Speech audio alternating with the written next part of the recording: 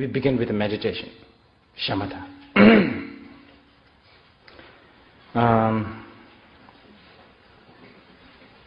I believe we can sort of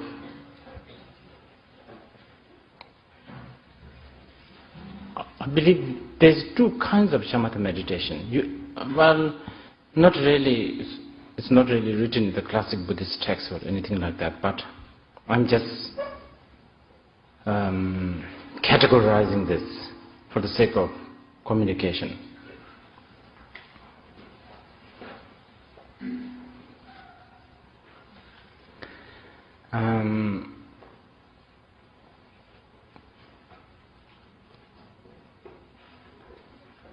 One is, I think the purpose of categorizing this into two is because of the interest, I guess, interest of different kinds of people.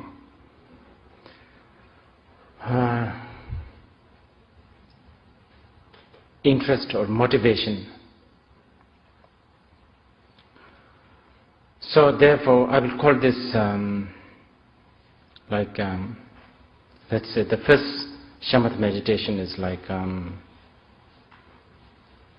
worldly kind of oriented shamatha meditation. And then beyond the worldly oriented shamatha meditation.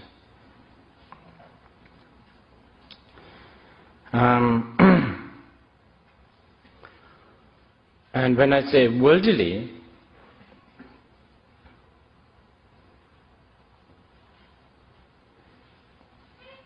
I'm talking about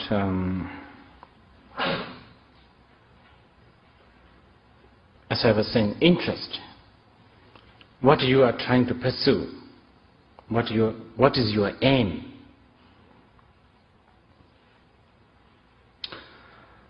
For most of us worldly beings, our aim is very simple, I guess.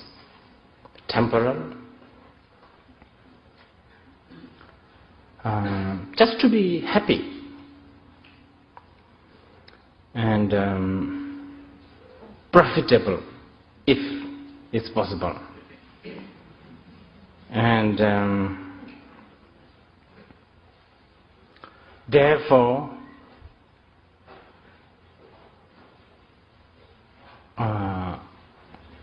I believe that we cherish concepts such as relaxation,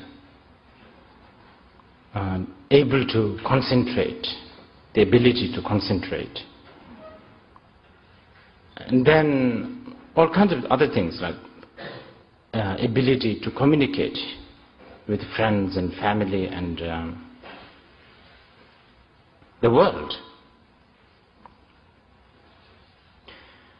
And we constantly want to improve this. We want to improve the way we communicate. We want to improve how we relax. Stuff like that is important, isn't it? Like to be free from stress, all kinds of things. So those I categorize into one, and which I call this worldly shamatha meditation, worldly oriented. And that's easy, actually.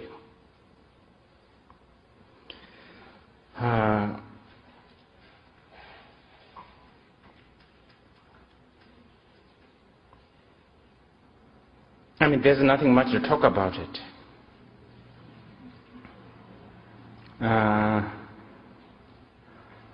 Basically, what we must try to do is we must try to gain more control over our mind.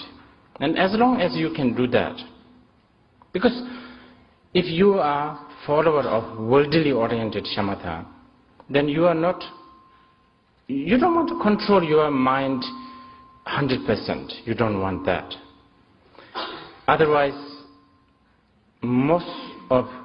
many of the so-called fun and intrigue and all of this you will miss. So we are talking about like maybe 10 to 20% control over our mind, and the rest should go wild. And because that way you become a perfect samsaric, successful person. We know that when we are out of control, 100%, out of control, then we suffer. This we know. So,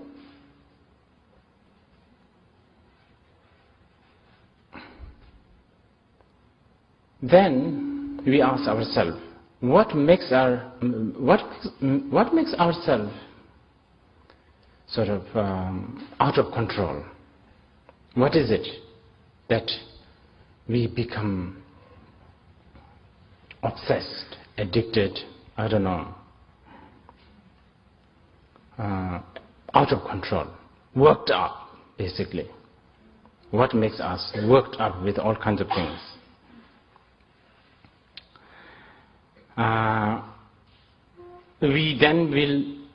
We will know that basically it's because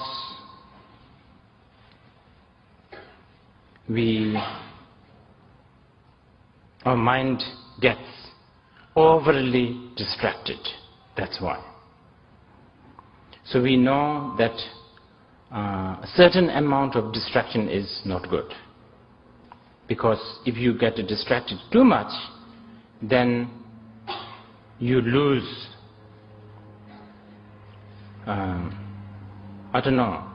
sort of the inborn dignity of our mind. And that's something that we don't want to lose, don't want to.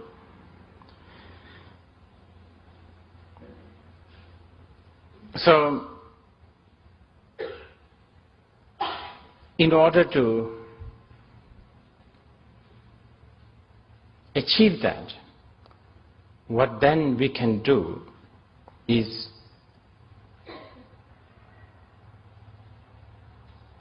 choose one object to get distracted, basically. Instead of lots and lots of objects, we choose one particular object to get distracted. And that's shamatha meditation, trying to continuously get distracted only to this sort of chosen, designated object. And that actually has lots of benefit. It does. If you are looking at a sunset and trying to really enjoy the gradual sort of setting of the sun, and really try to enjoy it minute by minute, second by second, yes, you will remember the car key that you have recently lost and stuff like that. And that proves that actually trying to distract your mind on a chosen object does calm your mind.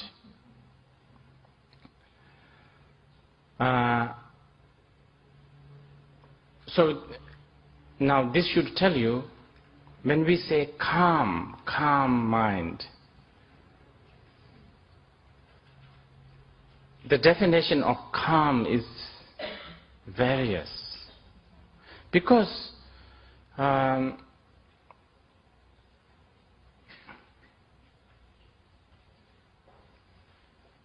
calm, many times calm can look very agitated and vivid and all of that, which if you have time we'll get back later. But anyway, so why not we do this worldly bit, worldly shamatha, worldly oriented shamatha? Because I'm sure some of you don't want to really get into this Buddhism and, beyond worldly stuff. I mean, there's no reason to. And this alone will give you enough? I really think so. It will give you strength. It will improve your communication skill. It will help you free from stress. All the things that, self-help methods can be put into nutshell. And actually you can do that. And a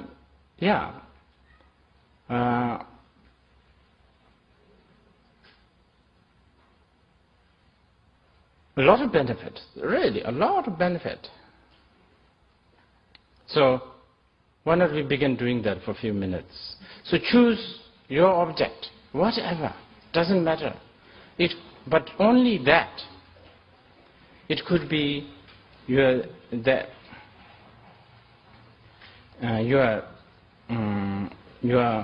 sort of breathing in and out. Just concentrate on that. Or it could be the constant sort of humming of the air condition, or somebody's neck in front of you, whatever. Or you are feeling, if you have a constant feeling somewhere, so just choose that and watch that, nothing else. So let's begin.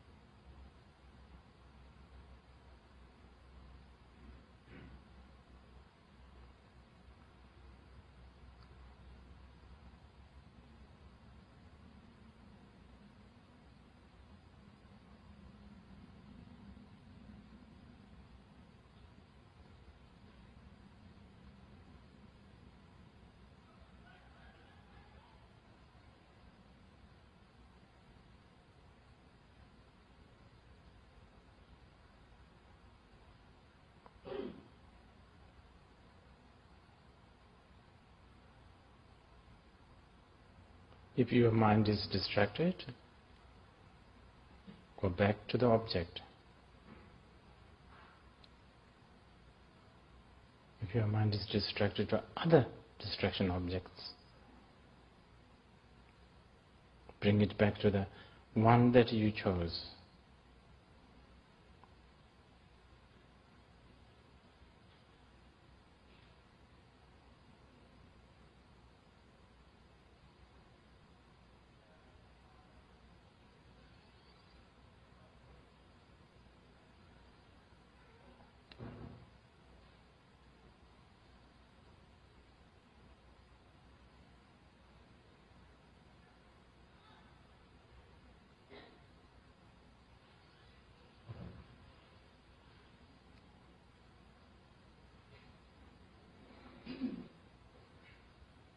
If you are frustrated because you can't concentrate, forget the frustration, just go back to the object.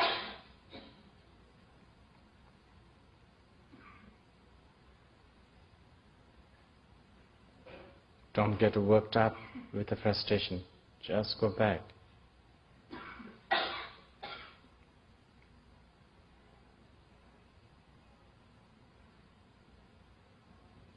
If you think that you are concentrating well, forget that, just go back to the concentration.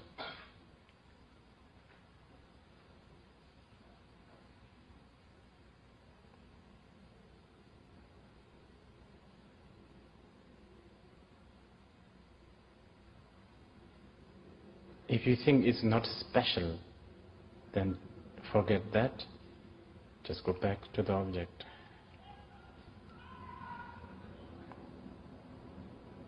Similarly, if you think it's very special, forget that and go back to the object.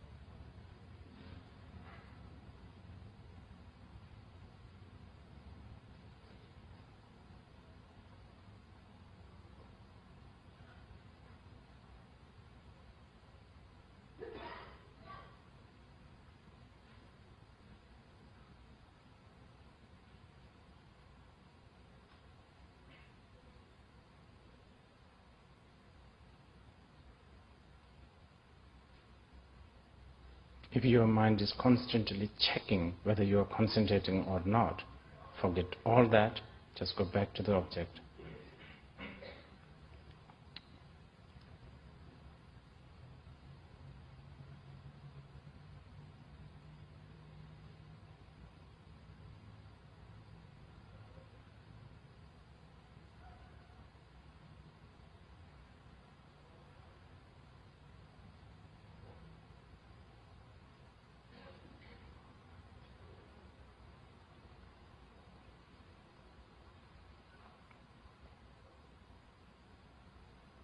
Okay, that's it.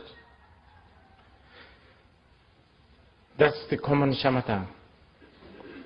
Worldly oriented, because your motivation is just to have stress-free experience.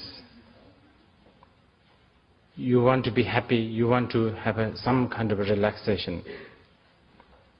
This alone will do a lot of wonderful things. You are not practicing Buddhism. This is nothing like it's not a really religious thing. It's simple technique. This will really make you sober, sane. As you can, obvious, very obvious. You are letting the mind be.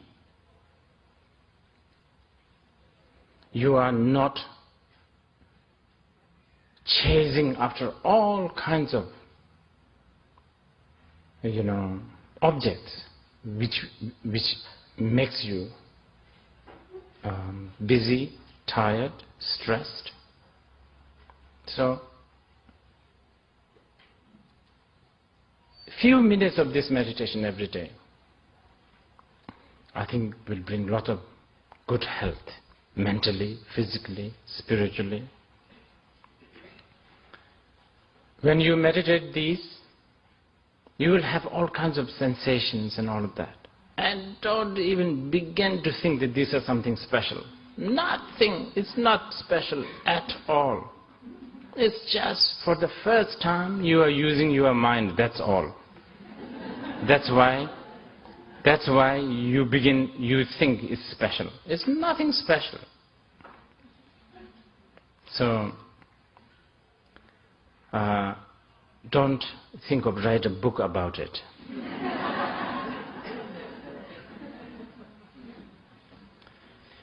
Okay, but this common shamatha, or what I call the worldly oriented shamatha, there's one weakness about it, quite a big weakness.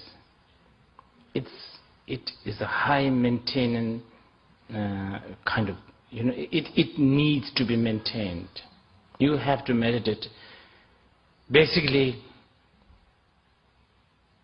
until you die. And if you forget to do this meditation, maybe, I don't know, like 10 days, the 11th day you are back to the square one. It's a bit like that. So that's the unfortunate part. So basically, it's like you have to do it all the time. It's like going to the gym.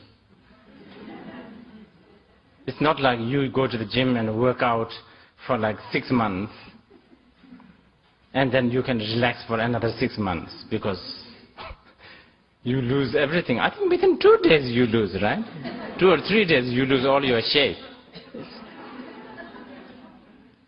That's really the sad part. So, but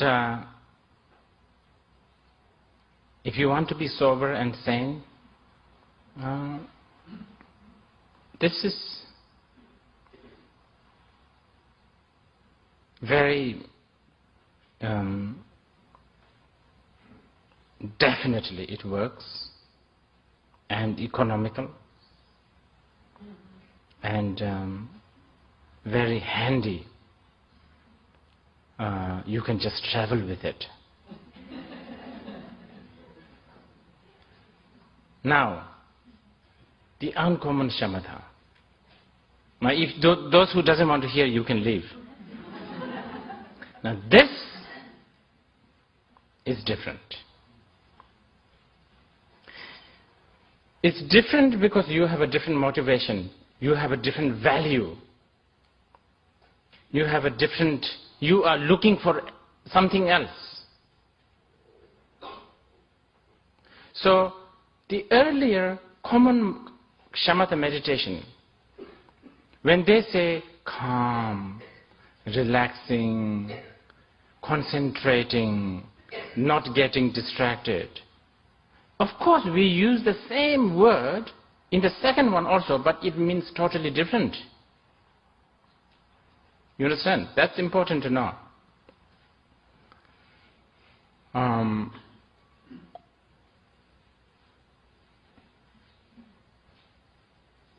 Yeah, different value. See, the first common, common shamatha, your view is you want to be successful, you want to be happy, and you want to be healthy, you want to be sober. That's your view. In the second one, as the Shantideva said, what is healthy, physically healthy, mentally sober, mentally sane even, but worldly sane, but worldly sane? That's not really sane, according to the second one. So the way your approach is different, your value is different.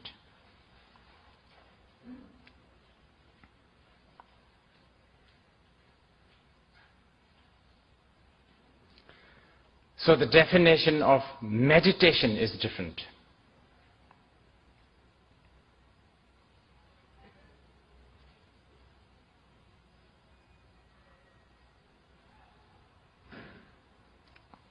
Of course,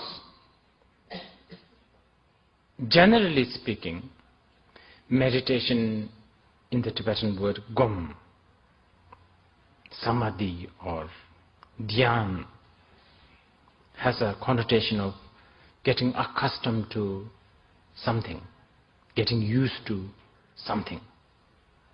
That's why you are trying to do the meditation.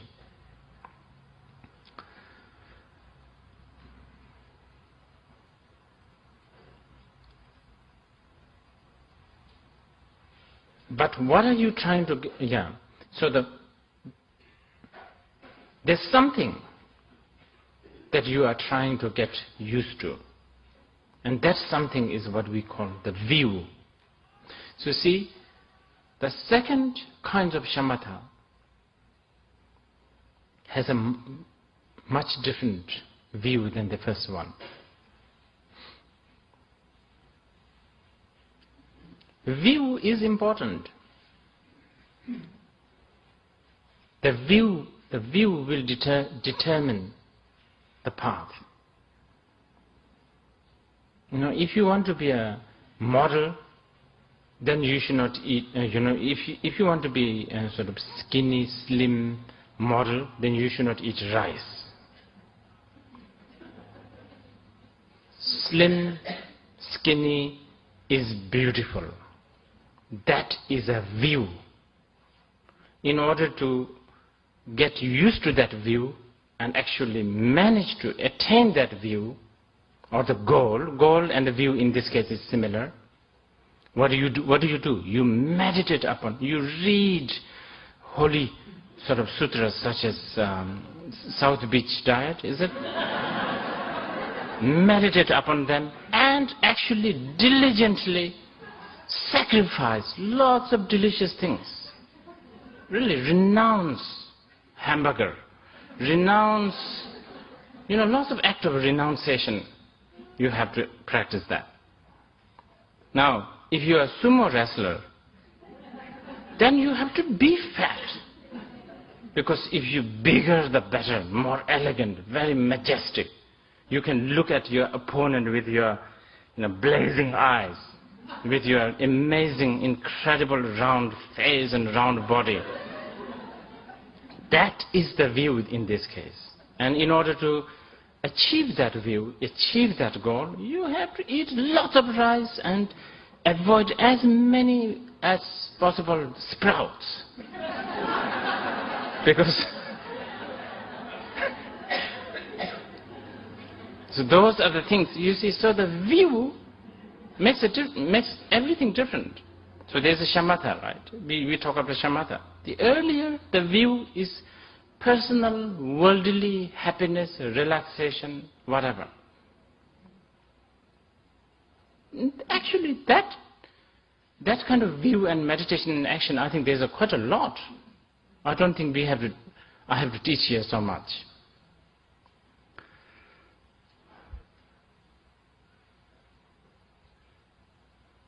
Here, in this case, the view is different. Okay? So now let's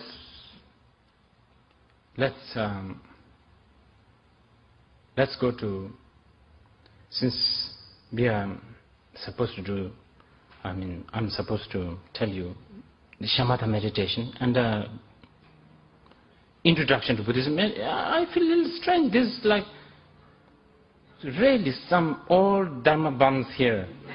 I don't think they need any introduction, but anyway, maybe there's one or two new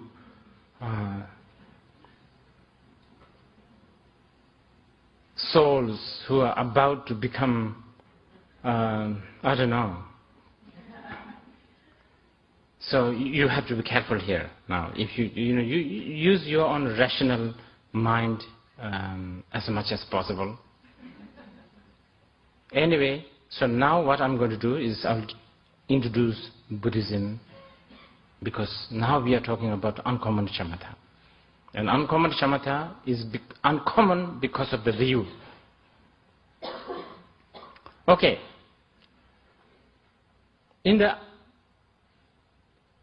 Of course, the purpose of the uncommon shamatha is also happiness, soberness, sanity, relaxation, all of that. Same thing, same word. But this time, what do we mean by sober? Different. What do we mean by sane? Different. And I will tell you why.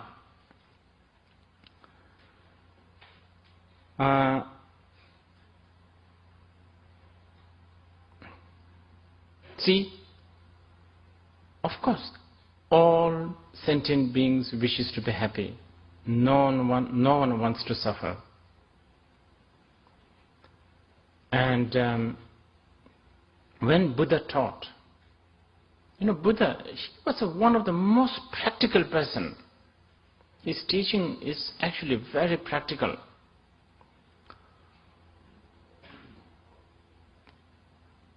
Very pragmatic, I would say.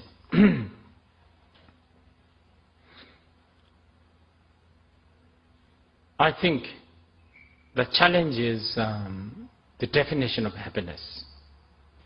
This is where things becomes different. The worldly people's definition of happiness and worldly people's so-called happiness is what something Buddha found as a suffering, pain, impermanent, essenceless, futile. Yeah. So, the view, now we are talking about the view of Buddhism, so that we apply the shamatha based on that view.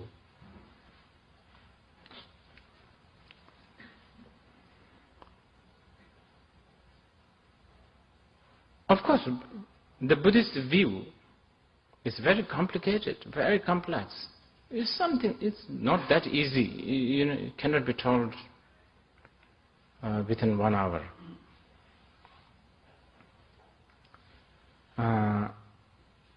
But I have also realized I can't really just tell you, as I'm introducing Buddhism to you. This introduction of Buddhism for the beginners is the biggest challenge for me, always. It's the biggest. So, it really is the most difficult subject to teach. I much prefer to teach